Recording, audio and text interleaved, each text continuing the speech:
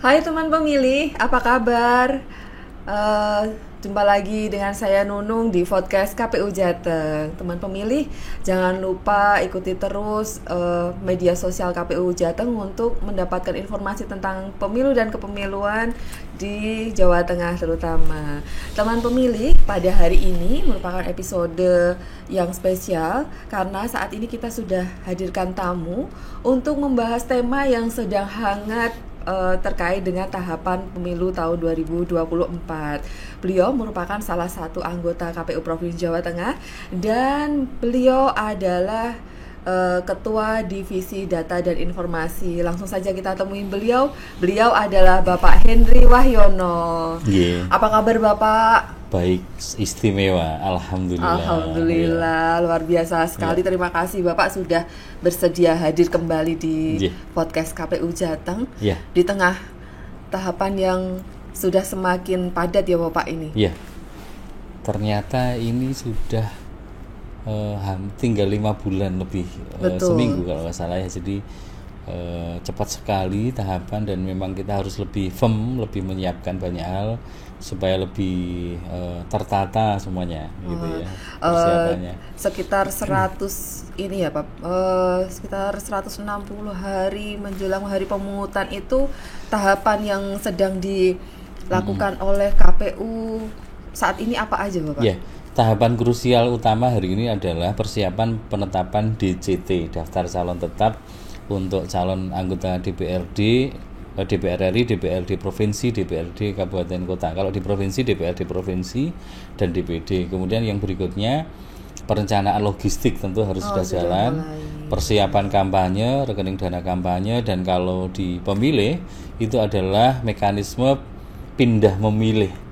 Jadi ada pengurusan DPTP, daftar pemilih tambahan, yang merupakan konsen kita setelah DPT ditetapkan. Nah ini tadi Bapak sudah membahas terkait dengan tahapan ada DPTB nih Bapak. Setelah DPT ya Bapak. Mungkin bisa dijelaskan ke teman pemilih nih Bapak, DPTB ini apa nih? DPTB kependekan dari daftar pemilih tambahan, di mana seluruh pemilih yang ingin menggunakan hak pilih di TPS lain, yang dia menggunakan mekanisme surat A pindah memilih ke TPS lain, nanti masuk ke dalam daftar itu. Jadi setelah DPT ditetapkan di KPU Kabupaten Kota tanggal 20 dan 21 Juni 2023, kemudian tanggal 27 Juni direkap di KPU Provinsi dan tanggal 2 Juli direkap di KPU RI, maka bagi pemilih yang sudah ada di DPT, catatan paling pentingnya adalah dia sudah terdaftar di DPT. Kemudian dia ingin menggunakan hak pilih di tempat lain, maka dia menggunakan mekanisme DPTB. Karena kalau tidak terdaftar dalam DPT, ternyata belum terdaftar, itu nanti maksudnya DPK, daftar pemilih khusus. Jadi berbeda. Jadi kalau DPTB itu sudah ada di DPT, tapi ingin pindah memilih. Dari TPS dia terdaftar. Gitu. Kita buat tadi ya Bapak, sudah terdaftar sebagai pemilih dalam DPT, namun ingin menggunakan hak pilihnya di TPS yang lain. Begitu. Begitu teman pemilih, mungkin yang masih penasaran begitu, gimana nih nanti nggak bisa pulang, misalnya teman-teman yang mahasiswa dia belajar di kota lain bukan di tempat domisilinya gitu. Ini banyak pertanyaan terkait itu nih Bapak. Berarti kan ini masih ada kesempatan ya Bapak untuk teman pemilih yang pada kondisi tersebut begitu Bapak? Iya, masih ada kesempatan dan justru kita menganjurkan, meminta kepada pemilih untuk segera mengurusi pindah memilih itu ketika memang sudah terprediksi, sudah direncanakan nanti tanggal 14 Februari itu akan ada di mana. Karena ketentuannya ada 2. Yang pertama dibatasi H-30, yang kedua H-7. Kenapa H-7? Karena putusan Mahkamah Konstitusi itu paling lambat stop semuanya pengurus hak memilih menggunakan hak pilih di TPS lain itu H-7. Tujuannya apa? Supaya KPU punya cukup ruang administratif untuk menyiapkan segalanya, termasuk surat suaranya, ada di TPS mana dan lain sebagainya. Jadi tidak bisa orang serta-merta kemudian begitu nerima surat pemberitahuan kepada pemilih atau C6 itu dilihat, loh keluargaku 6 atau keluargaku 5, tapi yang ada di sini kan cuma 4, kok cuma 4, kurang 1, saya mau ngurus pindah memilih tempat lain itu nggak bisa. Betul. Ya bisanya mungkin kalau dia tidak terdaftar di DPT ya pakai daftar pemilih khusus Yang gitu. kesempatan lagi. Lah makanya ini penting banget supaya pemilih tahu pengurusan DPTB itu H-30 dan H-7. Ini yang penting dulu. Ini pada kondisi apa nih Bapak? Kita bisa maksimal H-30 dan bagaimana kondisi ini? Ya, ada beberapa kondisi. Ada 9 kategori atau 9 kondisi pemilih bisa mengurus hak memilih di TPS lain sampai dengan H-30. Yang pertama adalah ada yang bertugas di tempat lain, ya. Kemudian menjalani rawat inap atau mendampingi pasien rawat inap. Kemudian tertimpa bencana. Kemudian menjadi tahanan rutan atau lapas atau menjadi terpidana. Jadi sebelumnya belum masuk ke lapas, tetapi kemudian setelah ditetapkan DPT dia dijatuhi hukuman kemudian masuk di rutan atau lapas. Karena kalau sebelum DPT itu sudah masuk ke dalam rutan atau lapas, maka dia sudah masuk ke dalam daftar pemilih khusus. Nah, ya ini berbeda. Kemudian berikutnya adalah penyandang disabilitas yang dirawat di panti sosial atau panti rehabilitasi. Kemudian menjalani rehabilitasi narkoba, ya, dan bekerja di luar domisili. Dan selanjutnya nomor 8, menjalani tugas belajar atau menempuh pendidikan menengah atau tinggi, tadi seperti mahasiswa. Betul. Karena Semarang ini tempatnya mahasiswa juga ya. Di pemilu 2019 itu ada 26.000 orang yang mengurus DPTB di kota Semarang. Artinya memang ini kota mahasiswa. Nah nanti ini bisa dilayani mulai sekarang atau sejak kemarin sebenarnya. Kemudian yang ke-9 pindah domisili. Ini kategori 9 yang H-30. 9 kategori yang dia ngurusnya H-30. Kemudian ada 4 kategori lain yang dia mengurusnya H-7, maksimal H-7 sesuai putusan MK. Yakni pertama, bertugas di tempat lain. Betul. Menjalani rawat inap karena sakit. Pengantarnya, penunggu yang sakit itu tidak masuk kategori ini. Hanya pasien Hanya saja. pasien saja. Jadi kalau pasien dan penunggu di rumah sakit itu H-30. Oh, baik. Tapi kalau pasien saja itu H-7. H-7. Ya memang kita nggak bisa prediksi sakitnya bagaimana, kapan dan lain sebagainya. Tapi saya kira ini nanti coba bisa dicari solusinya lah ya di lapangan. Kemudian yang berikutnya tertimpa bencana, ya. Kemudian menjadi tahanan rutan atau lapas. Nah ini ada 4 kategori yang masuk H-7.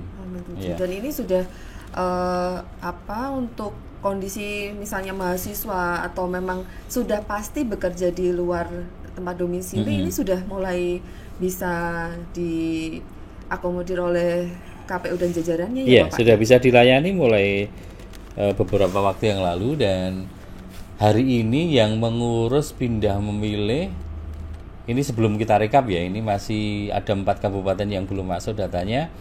Itu yang pindah masuk ke Jawa Tengah itu ada 2.300 orang.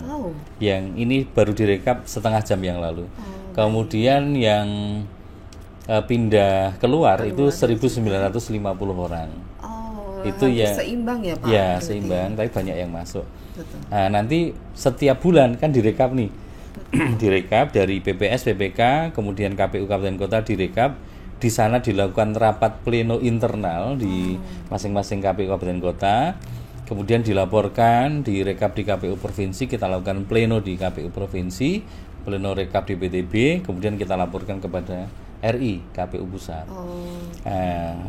Bisa jadi sebulan lagi jumlahnya akan berubah karena kita kan mengelola pemilih yang sangat besar. Betul 28 sekali. Juta sekian. Di Jawa Tengah. Iya, di Jawa Tengah.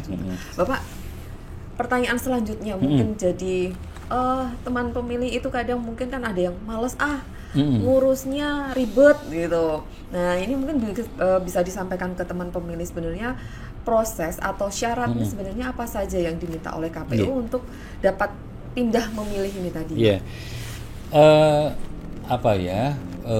Kesannya seperti itu ya, ribet gini dan lain sebagainya. Tapi hati-hati bahwa kita aware dan kita juga harus memahami bersama bahwa pemilu 2024 itu harus jauh lebih tertib daripada 2019. Dulu bisa jadi di kejadian di DKI dan lain sebagainya, DPK, DPTB-nya barangkali belum bisa terhitung dengan rigid, ya. Dilayani iya, terdaftar iya, terdata iya, diakui dia DPK iya oleh penduduk sekitar, oleh RT RW, tetapi barangkali ketika sudah dihitung itu belum rigid. Nah, maka sekarang ini semua ditertibkan. Jadi pemilihnya itu harus memenuhi syarat. Jadi misalnya dia menjalankan tugas di tempat lain pada hari pemungutan suara, itu harus ada alasan dan harus ada dokumen bukti dukungnya. Nah, bukti dukungnya nih, Pak. Ini yang harus diperhatikan. Juga ditanyain nih sama teman pemilih. Bagi yang menjalankan tugas di tempat lain, itu harus ada surat tugas yang ditandatangani oleh pimpinan instansi atau perusahaan dan cap basah. Hisapnya basah, nggak bisa di scan begitu ya. Berarti bentuknya surat tugas saja. Iya, surat tugas. Kemudian saya bacakan satu-satu nih. 9 ya. Menjalani rawat inap di fasilitas pelayanan kesehatan dan keluarga yang mendampingi. Itu surat keterangan rawat inap dari rumah sakit atau layanan kesehatan dan surat pernyataan pendamping. Surat pernyataan pendamping. Kemudian bagi penyandang disabilitas yang menjalani perawatan di panti sosial atau panti rehabilitasi, yang bersangkutan harus ada surat keterangan dari panti sosial atau panti rehabilitasi ditandatangani oleh pimpinan instansi atau perusahaan dan cap basah. Berarti dari lembaga rehabilitasi. Kemudian yang keempat, menjalani rehabilitasi narkoba, itu harus ada surat keterangan dari pimpinan lembaga rehabilitasi narkoba yang ditandatangani oleh pimpinan dan cap basah. Kemudian yang berikutnya, menjadi tahanan di rutan atau di lapas atau terpidana yang sedang menjalani hukuman penjara atau kurungan, itu harus ada bukti dukung surat pernyataan dari Kalapas atau Rutan. Kemudian yang keenam, tugas belajar atau menempuh pendidikan menengah atau tinggi, ada surat atau dokumen surat keterangan belajar dari kampus atau lembaga pendidikan lain ditandatangani dan cap basah dari kampus. Kemudian yang ketujuh, pindah domisili, itu harus ada fotokopi KTPL dan atau KK terbaru. Kemudian yang tertimpa bencana alam, kalau bisa ada surat dari BNPB. Kalau tidak bisa, misalnya memang bencana alamnya masif yang kemudian tidak bisa ngurus, itu cukup surat dari kepala desa atau lurah atau pemberitaan dari media massa. Jadi misalnya kena banjir sampai dokumennya hilang, ini hilang segala macam, biasanya besok itu ada di media sosial atau media massa. Media sosial di screenshot saja, media massa di koran digunting, di clipping atau di foto. Nah, itu bisa jadikan dokumen bukti dukung ya. Jadi sudah semakin mudah ya Pak untuk mengurus begitu. Nah, ini tadi terkait dengan ada satu lagi Mbak, belum. Ada satu lagi, baik. Sabar ya Mbak ya. Pak ya. Bekerja di luar domisilinya. Bekerja di luar domisili. Nah, ini harus ada surat tugas atau keterangan ditandatangani oleh pimpinan instansi atau perusahaan dan cap basah dan fotokopi KTP elektronik dan atau KK terbaru. Masih ada satu lagi yang belum tertulis. Apa ini Bapak? Pekerja informal. Jadi pekerja informal yang dia bekerja sebagai penjaga toko, sebagai tukang mie ayam, penjual mie ayam keliling, es krim keliling, kemudian tukang sol sepatu, kemudian pekerja yang lain yang dia informal sifatnya, pekerja ART dan lain sebagainya, itu dia cukup membuat surat pernyataan bermaterai. ternyata data BPS di Jawa Tengah tahun 2022 pekerja informal itu cukup besar, ada 11 juta sekian. Di Jawa Tengah? Ya, di Jawa Tengah itu 11,6 juta. Mungkin ini sudah termasuk yang dia berdomisili di rumahnya sendiri, sehingga tidak masuk ke pindah memilih barangkali.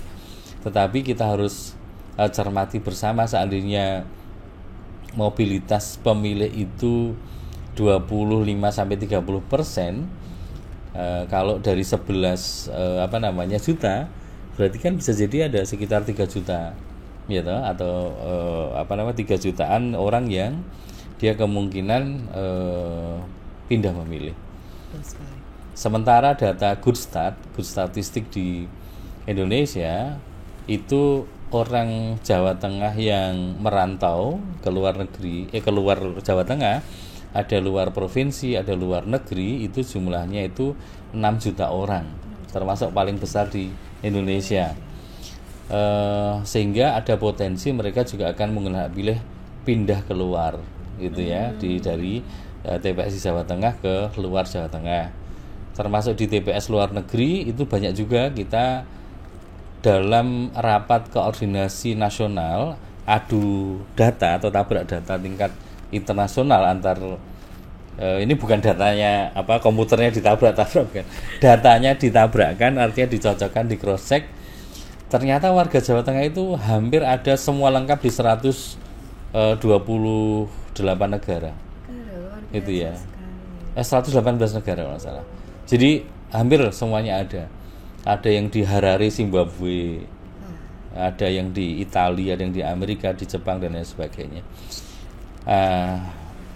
Kalau yang di luar negeri ada ketentuan lagi nanti, bahwa di pasal 357 Undang-Undang Nomor 7 Tahun 2017 itu bagi yang dia ada di luar negeri nanti dia akan mendapatkan 2 lembar surat suara, yakni pasangan calon presiden dan wakil presiden dan DPR RI untuk dapil DKI 2. Ya.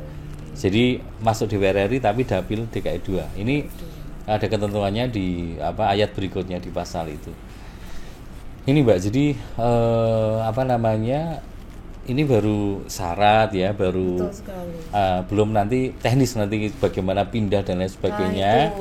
Karena kita ingin dan kami apresiasi dengan tekad kuat dan kebijakan KPU RI yang ingin membuat pemilu 2024 ini sangat tertib, beda dengan dulu. Dan tentunya lebih mudah ya Pak untuk teman-teman pemilih supaya ini Pak mengamankan haknya untuk pemilu 2024 ini nanti Pak. Yang paling penting dari pemilu itu satu, trust dan accountable. Jadi satu, terpercaya pemilunya, yang kedua itu bisa diukur, bisa dihitung, accountable. Account dari kata accountable, mudah dihitung atau dipertanggungjawabkan. Jadi siapapun yang bergerak kemana itu harus diketahui TPS tujuannya, diketahui orangnya, ada nomor handphonenya, ketersediaan surat suara di TPS yang dituju bagaimana, itu sudah direncanakan semuanya. Ini istimewa di 2024 ini. 19 belum seperti itu. Ya, betul sekali. 2014 belum seperti itu. Bahkan apalagi saya pertama kali di KPU itu di 2004 bahkan belum seperti itu. Nah, ini di 2024 keren pokoknya. Baik. Nah, pertanyaan selanjutnya biasanya yang disampaikan oleh teman pemilih nih Bapak. Caranya Pak, nah cara untuk mengurusnya begitu kan, mungkin terutama untuk teman pemilih yang baru misalnya, ini kan banyak nih mahasiswa baru yang mungkin yang biasa diuruskan sama orang tuanya. Nah ini ada mungkin ada keraguan-keraguan, sulit nggak sih ini caranya, mungkin Bapak bisa dijelasin nih Bapak.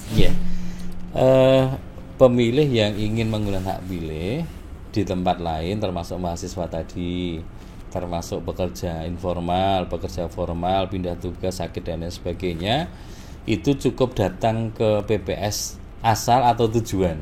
Oh, bisa asal, bisa ya. Kalau ternyata rumahnya lebih dekat kantor PPK-nya di kecamatan, langsung ke kecamatan bisa.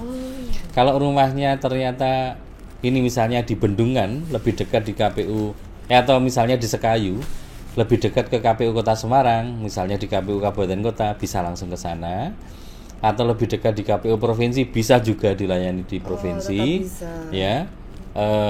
Kemudian yang bersangkutan menyatakan akan menggunakan hak pilih di TPS lain. Jadi misalnya dia ingin menggunakan hak pilih di mana, di Jakarta misalnya, dia bisa lapor di alamatnya misalnya di mana, di Bendungan, Gajah Mungkur, ya di Semarang, kemudian dia lapor saya menggunakan hak pilihnya di Kebayoran Lama misalnya. Nah, nanti dicek mau di mana Kebayoran Lama, TPS berapa, kelurahan apa. Di Kebayoran Lama, misalnya Kebayoran Lama, TPS Kebayoran Lama 1. Nanti dicek. Dan hari ini seluruh data lokasi TPS beserta seluruh ordinatnya itu sudah terkumpul, Mbak. Jadi keren ini. Jadi dulu belum di 2019 itu. Sekarang orang mau menggunakan pilih, saya mau menggunakan hak pilih di Kebayoran Lama TPS 1, nanti dituju di sana, dikonfirmasi di sana. Kemudian di DPT-nya itu ditandai. Nanti ada tulisan bahwa yang bersangkutan masuk ke dalam DPTB, Sidalih DPTB. Nah, di situ ada tulisannya. Ketika dia mau ngecek ke DPT online masih bisa, tetapi nanti ada tulisannya DPTB. Nah, keren kan? Jadi terpantau semuanya. Nah, kemudian setelah lapor nanti dia akan mengisi form A pindah memilih. Nah, setelah pindah memilih tujuannya jelas, ini jelas, semuanya jelas. Nanti yang bersangkutan ngasih nomor handphone atau WA dan email. Akan kita print, kita print sebagai bukti dokumen yang dibawa. Yang kedua itu akan di-generate. Jadi tadi yang diisi tadi di dalam Sidalih DPTB itu kemudian dikirimkan melalui email ke emailnya yang bersangkutan. Nah, di situ juga akan dikirimkan token nomor khusus yang kemudian hanya dimiliki oleh yang bersangkutan. Nah, itu dipegang, dia punya di email ada, di print ada, token ada, kuat. Ya, misalnya juga seperti itu. Nah, kemudian ternyata dia di kemudian hari kok nggak jadi ke Kebayoran Lama. Dia mau pindah ke Bandung misalnya. Nah, cukup dia lapor lagi kepada PPS, PPK, KPU Kabupaten Kota atau provinsi, kemudian nanti dari token itu diubah, tokennya diubah ke Bandung. Jadi tujuannya berubah ke TPS, misalnya TPS Pastur misalnya, Pastur berapa, atau di Cimahi atau di mana gitu ya. Ya, itu ada mekanismenya. Karena kan kadang-kadang orang mau pindah ke sini direncanakan jauh hari, ternyata ada kesibukan lain, ada kondisi keperluan lain yang memang harus berpindah. Nah, ini kita jadi tahu nih Bapak, ternyata pemilu 2024 ini KPU sudah rigid ya. Semakin keren ya Bapak ya. Yang pertama sudah memudahkan teman pemilih nih untuk memberikan hak pilihnya dengan adanya teknologi yang semakin terkini ya. Betul sekali, udah keren banget ini pemilu di 2024 nih. Dan kita juga jadi tahu kalau pemilu 2024 itu anak muda banget kali ya, sudah familiar dengan teknologi, kemudian memudahkan dan tentunya dapat diukur tadi ya Bapak ya. Jadi pemilu yang baik itu kan predictable proses but unpredictable result. Jadi prosesnya itu bisa dicermati, diprediksi, bisa dihitung, bisa dipertanggungjawabkan, tetapi hasilnya blank. Itu pemilu yang baik. Jadi hasilnya betul-betul nggak bisa diketahui. Nah, kita semangat KPU itu keren lah ini, luar biasa, pengen menata ini semuanya mudah-mudahan nanti bisa dipahami bersama, dan ini tantangan bagi kita KPU provinsi, kabupaten, kota, PPK, PPS untuk mensosialisasikannya secara masif kepada masyarakat bahwa ini ada mekanisme yang seperti ini, yang berbeda.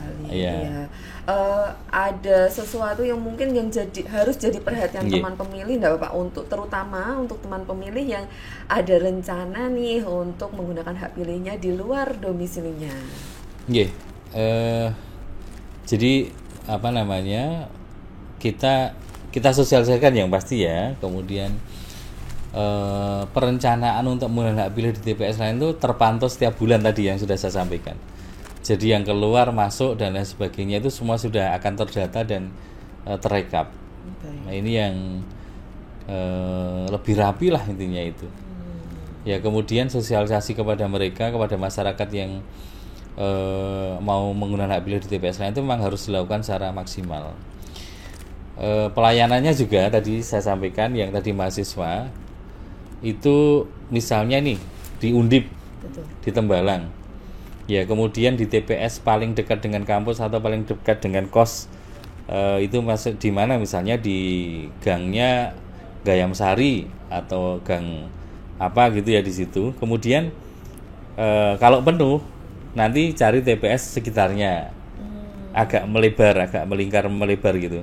Kalau penuh lagi TPS agak jauh dikit terus sampai seperti putaran obat nyamuk itu, spiral itu. Jadi agak jauh itu yang sudah kita rencanakan untuk kemudian bisa dimanfaatkan. Sudah menjawab pertanyaan belum tadi? Belum? Sudah? Sudah, oke. Sudah, ya. Ya. Ini kan teman pemilih kan tentunya banyak itu. Sudah banyak sih yang bertanya melalui media sosial, kemudian bertanya secara langsung gitu. Dan sepertinya semua di jajaran penyelenggara KPU sudah bisa langsung melayani pemilih ya, Pak? Iya, hari ini sudah sebulan lebih ini ada posko atau helpdesk yang dibuat di seluruh PPS di seluruh Jawa Tengah, ada di PPK seluruh Jawa Tengah dan ada di KPU Kabupaten Kota. Memang hari ini dilayani di hari kerja dulu, Senin sampai dengan Jumat atau Sabtu. Kemudian nanti kalau ada informasi di hari Minggu bisa nanti komunikasi, ada handphone yang mudah dihubungi di posko itu. Nanti menjelang tambah dekat lagi mungkin 4-3 bulan tuh semua hari kita maksimalkan sampai malam. Pokoknya kalau ada yang mau pindah langsung kita layani Simatupang, Mbak. Apa itu, Bapak? Siang malam tunggu panggilan. Panggilan calling untuk ngurus itu gitu ya. Ya karena KPU kan harinya adalah hari kalender, jadinya full ya Bapak ya. Full ya. Untuk pemilih kita Simatupang ya Pak Simatupang. Baik, jadi teman pemilih nggak perlu khawatir lagi gimana cara ngurusnya. Tapi kalau teman pemilih masih perlu informasi lebih banyak lagi, mungkin bisa langsung menghubungi penyelenggara yang ada di tingkat desa atau kelurahan, atau bisa ke PPK di tingkat kecamatan, atau mungkin bisa ke KPU Kabupaten Kota, bahkan bisa ke KPU Provinsi untuk mendapatkan informasi lebih banyak lagi terkait dengan data pemilih ini terutama ya Bapak ya. Iya, terkait dengan data pemilih. Kita tahu bahwa jumlah pemilih secara komposisional itu pemilih generasi Z dan generasi milenial dan generasi Z itu jumlahnya mencapai 52% di Jawa Tengah. Secara nasional itu 51 sekian persen. Di kabupaten kota itu ada yang 53%, 54%, ada yang 50%, di rata-rata 52%. Kami berharap respon cepat dari generasi milenial dan generasi Z ini yang memang kami butuhkan. Kadang-kadang hari ini yang jadi tempat bertanya dalam satu keluarga, kalau dulu itu kan biasanya ayah, bapak gitu ya. Bapak dari mana? Mungkin dari informasi dari sekolah, dari Pak RT, Pak RW dan lain sebagainya. Hari ini bisa jadi berubah. Bapak bertanya kepada anaknya yang pegang handphone, yang pegang gadget, dan dia memahami atau melihat situasi terkini diikuti. Maka kita berharap mereka akan aware dan secara cepat akan ngurus ini semua. Dan sasaran kita KPU Jawa Tengah, kita usahakan juga nanti akan melakukan sosialisasi kepada pairing groups atau teman bermain, teman sekolah yang mereka kan punya bestie, punya klub, punya grup WA gitu ya. Sekali masuk ke grup mereka nanti akan ke-sharing ke sana ke sini dan lain sebagainya. Dan harapan kita nanti H-30, H-7 itu semua sudah mengurus pindah memilih, sehingga tidak perlu ada hal yang keterburu-buruan di H-7 sampai dengan hari H. Jadi karena ini yang menjadi sejak awal saya sampaikan bahwa tidak boleh orang pindah memilih H-3, H-2, H-4, H-6 nggak boleh. Maksimal H-7. Ini putusan Mahkamah Konstitusi. Nah, sehingga kita berharap masyarakat pemilih ini sudah sadar, mengetahui, aware, dan menggunakan kesempatan untuk pindah memilih ini sejak hari ini. Nah, ini yang menjadi tantangan kita. Betul sekali.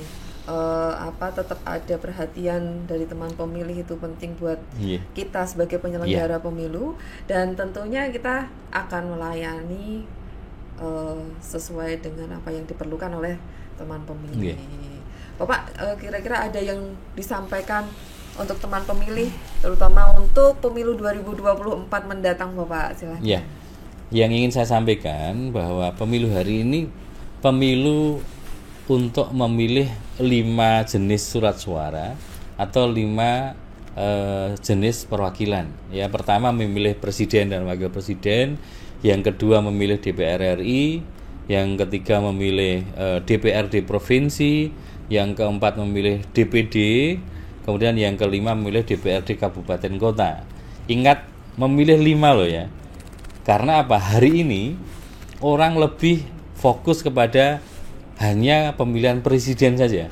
Seluruh media mainstream maupun media sosial hari ini membahas tentang siapa wakil presidennya, siapa bakal calon presidennya, sehingga kadang-kadang calon anggota legislatif di DPRD kabupaten kota provinsi DPD ini agak kurang populer. Nah, ini harapan saya, ayo cermati semuanya bahwa ini menentukan nasib kita semuanya, pembangunan jangka 5 tahun ke depan minimal, untuk merumuskan rencana pembangunan jangka menengah daerah, jangka panjang daerah, dan lain sebagainya.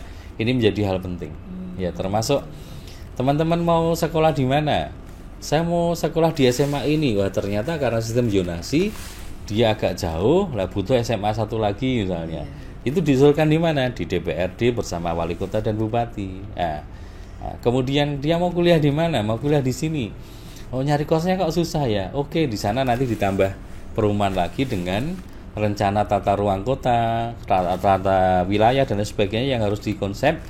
Ada airnya, ada jalannya, ada aksesnya, sehingga orang bisa kos, bisa menggunakan hak pilihnya, bisa kuliah dengan baik. Nah, ini menjadi penting bahwa pemilu ini punya kita semuanya.